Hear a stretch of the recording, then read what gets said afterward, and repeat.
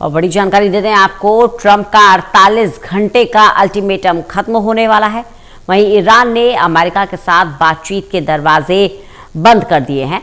बातचीत के सभी डिप्लोमेटिक इनडायरेक्ट चैनल बंद कर दिए गए हैं। ईरान ने किसी भी तरह के मैसेज का कोई भी लेन देन रोक दिया है।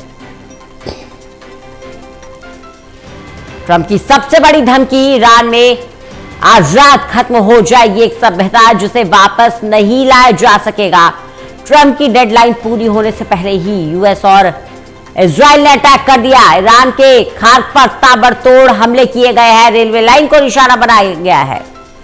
प्रदीप कुमार हमारे साथ, हमारे एसोसिएट एडिटर जुड़ गए हैं ज्यादा जानकारी के साथ। प्रदीप जी, डेडलाइन खत्म होने को है और साथ ही साथ जो कहा था अमेरिकी राष्ट्रपति डोनाल्ड ट्रंप ने कि आज रात एक सभ्यता खत्म हो जाएगी, और क्या बड़ी बातें मिल रही हैं इस बड़ी खबर पर? देखते हैं ना, इस वक्त मिडिल ईस्ट में एक बड़ी वार देखने को मिल रही है और अभी कुछ देर पहले ही यूके के बेस से उड़ान भरी है B-1 बम वर्षकों ने, जो कि ईरान की ओर है, और एक बड़े हमले की एक ये तैयारी देखने को मिल रही है। इस बीच इसराइल और ईरान पर जिस तरीके से इसराइल ने हमला किया है, इसके अलावा यूएस की फोर्स ने उसमें उन्होंने जो सिविल इंफ्रास्ट्रक्चर है उसको टारगेट किया है। पुल तबाह किए गए हैं, रेलवे पुलों को टारगेट किया गया है, और ये दावा किया गया है कि इसके जरिए जो सैन्य वाहन और जो गोला बारूद रसद इधर से उधर जा रही थी उसको बाधित किया गया है, ये दावे किए गए हैं। बीच एक बड़ा डेवलपमेंट रूस चीन का वीटो हुआ है। पाकिस्तान ने भी इसमें यहाँ पर साथ नहीं दिया है, ये जानकारी मिली है, क्योंकि हॉर्मुज स्ट्रेट बल प्रयोग से खोला जाए, बहरीन की अगुवाई में ये प्रस्ताव लाया गया, लेकिन रूस और चीन ने इसको वीटो करके प्रस्ताव को विफल कर दिया है। इसी के साथ प्रस्ताव फेल होने पर बहरीन ने सुरक्षा परिषद की कड़ी आलोचना की है। साथ ही ये डेवलपमेंट जो आ रहा है पश्चिम एशिया से, खासतौर से मिडिल ईस्ट में जो हालात बने हैं, इसमें एक सभ्यता का अंत करने की जो धमकी दी है डोनाल्ड ट्रंप ने, अमेरिकी राष्ट्रपति ने, और जो डेडलाइन फिक्स की थी हॉर्मुज स्ट्रेट खोलने को लेकर, उस पर ईरान ने बगैर किसी दबाव में आए ऐलान कर दिया है कि वो इनका हमलों का माकूल जवाब देगा।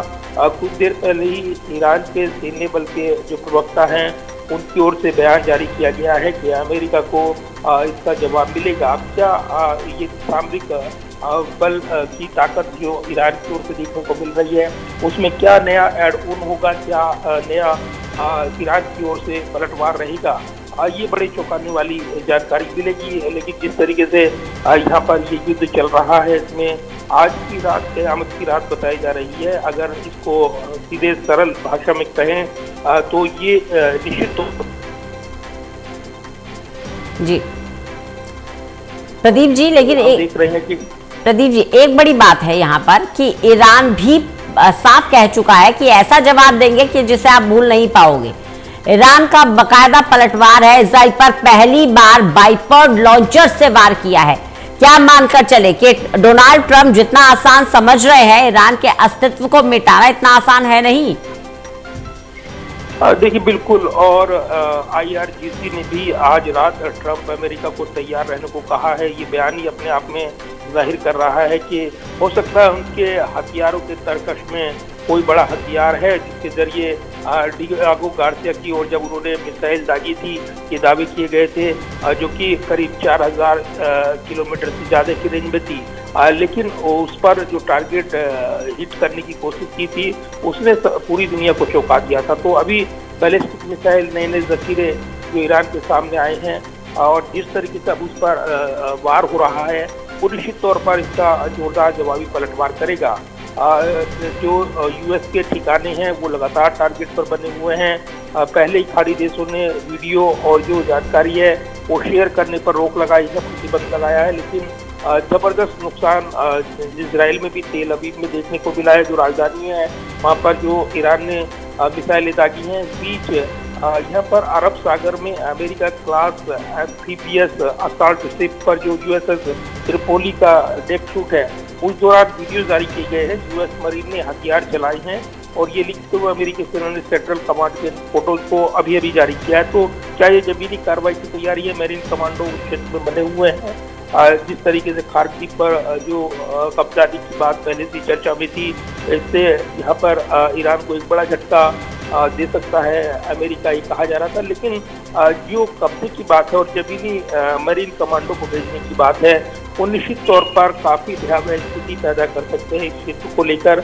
अभी फिलहाल ये तस्वीर साफ नहीं है, देर रात तक ये तस्वीर साफ होगी और सुबह तक ये जानकारी सामने आएगी। लेकिन अभी चूंकि युद्ध चल रहा है और बड़े खतरनाक मोड़ पर इस वक्त मिडिल ईस्ट का ये संकट देखने को मिल रहा है। इस बीच जो चीन है और रूस, उन्होंने सीधे तौर पर इस युद्ध में अत्यधिक बल प्रयोग को लेकर आगाह किया है और कहीं न कहीं ये अब युद्ध का जो टर्निंग पॉइंट माना जा रहा है इस क्षेत्र में, निश्चित तौर पर ये काफी भयावह हो सकता है।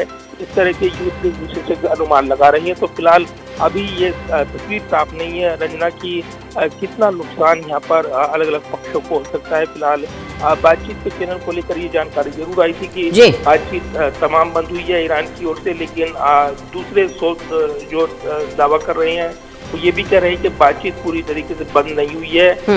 कुछ सुलह सफाई की कोशिश से हो सकती है, देर रात तक डेडलाइन से पहले, ये भी कहा जा रहा है। फिलहाल खाड़ी देशों के ऊपर निर्भर करेगा क्योंकि उनके इससे प्रभावित होंगे और अगर ईरान का जवाबी पलटवार रहा तो खाड़ी के देशों में यानी सऊदी में आज दिन में हमने देखा जब उनके ऊपर मिसाइल अटैक किया गया, उनके पेट्रोकेमिकल यूनिट को निशाना बनाया गया। इसके अलावा यूएई की बात करें, बहरीन की बात करें, अन्य क्षेत्रों में लगातार ईरान ने मोर्चा खोला हुआ है और यही वजह है कि इस क्षेत्र में युद्ध जो है वो नए मुकाम में, नए मोड़ में पहुंच गया है, जो निश्चित तौर पर वैश्विक चिंताएं पैदा करता है।